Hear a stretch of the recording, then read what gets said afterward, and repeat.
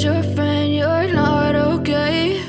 Olá, bem-vindos de volta a este canal. Se você ainda não me conhece, meu nome é Grace. Neste canal nós colocamos livros, filmes e séries no divã para fazer aquela análise. Hoje eu quero falar de um tema aí que é bem sensível e que está contido nesta preciosidade que é este livro aqui, A Pequena Fadete de George Sand. Eu sempre separo livros que nos fazem pensar um pouco mais. Não deixe de se inscrever neste canal e já aproveita e deixa o seu like para que este vídeo chegue para mais pessoas. Quem sabe você nunca ouviu falar de George Sand, ou realmente eu, que sou uma pessoa desligada e que nunca tinha lido nada de George Sand. George Sand é um pseudônimo de uma mulher muito poderosa francesa. E o nome dela é este aí que eu coloco pra você para que eu não erre aí na pronúncia, porque é um nome francês. Então, pra não falar errado aqui pra vocês, já vou deixar aí. Carinhosamente, eu a chamo de Amandine Dupin. E ela fez uso de um pseudônimo masculino porque, é óbvio, mulheres naquela época não poderiam publicar livros. Então ela encontrou aí um caminho para que os seus livros fossem publicados. Estamos em pleno século XIX, onde a mulher tinha aí várias coisas que uma mulher não poderia fazer. Em 1822, Amandine se casa aí com um barão, Casimir du Devant, e ela se torna uma baronesa. Ela tem ali 2 filhos com ele, mas passam mais ou menos 7 anos e ela se separa dele. Não dá pra imaginar aí o rebuliço que foi naquela época, porque uma mulher se separar não era visto com bons olhos. Inclusive, não bastando, ela se tornou ali amante de um escritor chamado Sandeau, mais ou menos assim, onde ela escreveu ali uma novela, Rosé Blanquet, na qual ela usou, então, pela primeira vez um pseudônimo. Somente em 1832 que ela finalmente usa o pseudônimo George Sand, começando ali sua jornada de escritora independente. Termina ali aquele relacionamento que ela tinha com o escritor e aí ela segue a sua vida sozinha. Sozinha entre aspas, porque ela teve ali vários relacionamentos com várias pessoas muito poderosas, tanto na área da literatura como na área da música. Ela não se importava muito com essa questão aí do que um tá falando dela. Ela era uma moça bem rebelde. Ela tinha, então, já nessa época, uma boa afeição pelas teorias da emancipação da mulher. Começou a adotar ali trajes masculinos, como, por exemplo, calças, que era uma coisa que naquela época mulheres não poderiam usar de jeito nenhum. Ela começou a fazer uso de calças, ela fumava em público. Ela usava tanto essa vida boêmia que ela tinha, como a sua escrita, para fazer um duro protesto às coisas que as mulheres naquela época não podiam fazer. Ela foi muito ativa, inclusive, na política. Então, todas essas revoltas, todas as manifestações, inclusive a Revolução de 1848, tudo ela estava ali. Ela sabia o que estava acontecendo, ela aparecia, ela colocava a voz dela. Depois dessa Revolução de 1848, ela tornou-se mais reclusa. E foi quando realmente as melhores obras dela saíram do papel. E houve uma transição durante a escrita dela de um romantismo revolucionário para um moralismo conservador. Não se sabe exatamente o que aconteceu, mas talvez tenha sido tudo que ela tenha presenciado dentro dessa revolução e mudado, quem sabe, algumas opiniões. Eu até quero ler em algum momento a biografia dela para entender um pouco mais o que aconteceu ali. Dostoiévski descreveu ali George Sand como ocupando ali as primeiras fileiras dos escritores novos. Ela realmente chamou muita atenção por sua escrita de escritores muito famosos da época.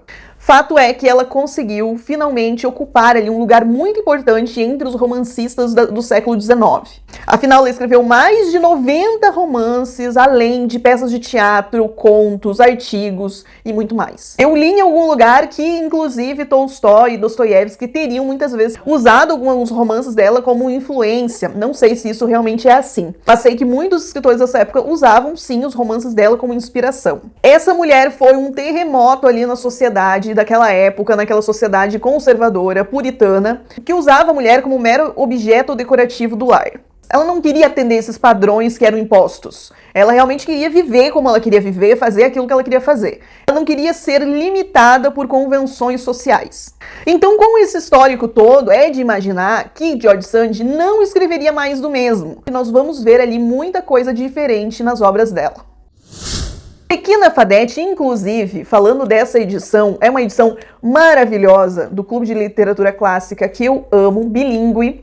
Então nós temos uma página em português, outra em francês. É linda demais, eu sou apaixonada, eu acho que é um dos livros mais bonitos que eu tenho na estante hoje. Tirando isso, nós temos aqui uma protagonista que não é exuberante como todos os romances da época, que sempre pintava ali a mocinha muito bonitinha, muito perfeitinha, muito princesinha. Em termos estéticos, ela mesma se considerava uma menina feia. E então ela já começa nessa escolha para protagonista, já criando uma quebra de paradigma, uma quebra de padrão. Nesse vilarejo que a pequena Fadete mora, todo mundo ali sabe que a mãe dela, que já não era muito bem falada, abandonou ela e o irmão, que possui uma deficiência e depende dela. Então essa mãe deixa os dois ali sob cuidados da avó, que é considerada uma feiticeira. Feiticeira porque ela conhecia de ervas, de poções, de tudo isso. Ela sabia como curar os animais, como curar os humanos, usando plantas. Por conta disso, as pessoas acreditavam que ela era uma curandeira, uma feiticeira. Então os três, a avó, a Fadete e o seu irmão, vivem ali em um lugar muito pobre. A Fadete, ela é criada ali de uma forma solta pelo mundo e com o passar do tempo ela se torna até um pouco meio selvagem. Ela sobe em árvores, ela não cuida da sua própria aparência, ela vive suja, fala coisas que uma menina não poderia falar, ela fica pregando peças nas pessoas que vão passando ali perto de onde ela mora. Então por conta desse comportamento dela, as pessoas não gostam dela, fogem dela. O que é bem interessante que no livro ela não aparece de imediato. Nós demoramos muito para saber qualquer coisa sobre a Fadete. Nessa edição aqui vai aparecer lá por volta da página 90, mais ou menos. Então em outras edições que não sejam bilíngues vai aparecer, quem sabe, na página 40, por aí. Então é muito tempo até a gente saber alguma coisa dela. Fica todo momento esperando em que momento que a Fadete vai aparecer e ela não aparece. Começamos, na verdade, com uma família Barbeau, que é uma família que possui ali 5 filhos, 2 deles são gêmeos. Então nós começamos ali com essa família que é muito dedicada aos filhos, que fazem de tudo pelos seus filhos, e nós começamos a conhecer esses gêmeos. Nós vamos ver ali o nascimento de Sylvinet e Landry, que são muito conectados, o que contraria ali o conselho que a parteira deu quando eles nasceram. Existiam ali muitas crendices quando nasciam gêmeos, ou os Bessons. Quando eles nasciam, se acreditava que era mau agouro. A parteira dá o seguinte conselho: tomai o cuidado a partir do momento em que vossos Bessons começarem a se reconhecer, de não deixá-los sempre juntos. Levai um ao trabalho enquanto o outro cuida da casa. Quando um for pescar, mandai o outro caçar.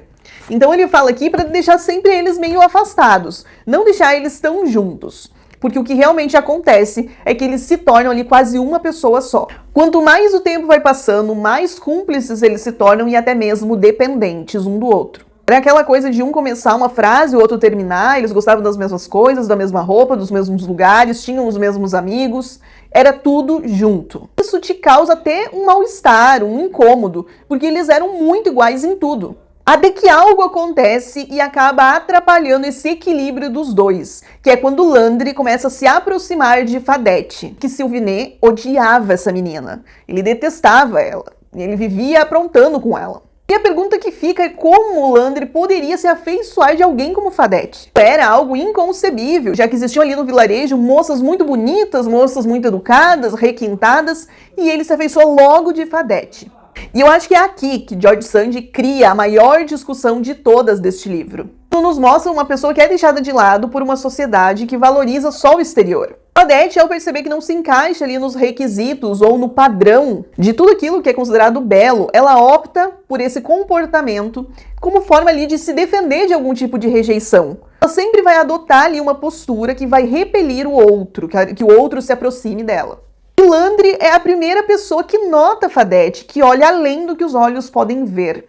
Ele dá essa chance de perceber a Fadete. Eles criam vários diálogos super interessantes, um no qual, inclusive, Landry tenta mostrar para ela que ela mesma se coloca nessa situação, que por causa do seu comportamento, da forma como ela se veste, ela cria ali uma barreira entre as pessoas e ela. E é tão bonita a forma como ele pontua isso para ela, porque ele não agride ela nessa forma como ele vai falar com ela. Porque ele está disposto a ouvir o que ela tem para dizer, dela essa explicação de por que ela é assim. Ela tem um dos diálogos ali mais encantadores que eu já li, que é quando ela diz o seguinte: todo o meu erro para com os outros é não buscar a sua piedade ou indulgência por minha feiura. É me mostrar a eles sem nenhum adorno para disfarçá-la. E isso os ofende e os faz esquecer que muitas vezes lhe fiz bem e nunca mal. Onde eu arranjaria roupas bonitas? Desde os 10 anos de idade estou abandonada sem o amor nem a misericórdia de ninguém. Então é muito profundo esse contato que eles têm, essa troca de conversa. Ele percebe que ela é muito mais do que essa menina selvagem, que existe alguma coisa ali nela. E fazem Landry começar a pensar que as pessoas julgavam umas às outras ali pelo que elas representavam, seja na aparência, seja nos gestos, seja nos jeitos, e não pelo que as pessoas são de fato. É muito interessante que George Sand usa a sua própria biografia para colocar na história essa questão de ser criticada pelo modo de se vestir. Ela opta por começar a usar calças, por exemplo, porque ela tem um entendimento que a sociedade, no geral, anula a mulher. Observa aquilo que está por fora. A sociedade, naquele momento, tinha muito essa questão de que a mulher deveria sorrir, mesmo que estivesse triste, casar mesmo que não tivesse vontade, ter filho mesmo que não quisesse ser mãe. Quem sabe a gente não evoluiu tanto assim com relação a essa época. Porque por mais que uma mulher ouse ter ali uma atitude diferente do padrão, ela sempre acaba sendo taxada, sendo julgada.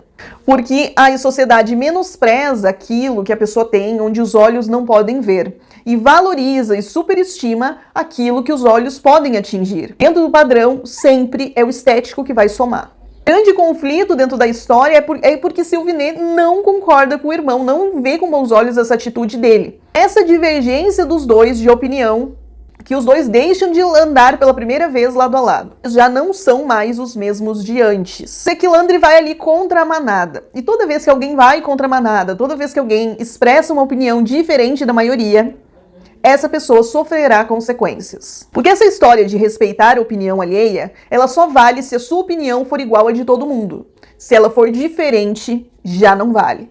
E tem uma grande revelação no final que me deixou assim, de boca aberta. Foi bem inesperado e eu acho que assim fechou com chave de ouro tudo o que a autora queria trazer. Mostrando que o amor e ódio, eles sempre acabam caminhando lado a lado no final das contas. Pequena Fadete é um livro recheado de críticas aos padrões da sociedade, à superficialidade da beleza, essa dualidade que tem no ser humano, a importância desmedida que é dada muitas vezes ao estético, ao exterior.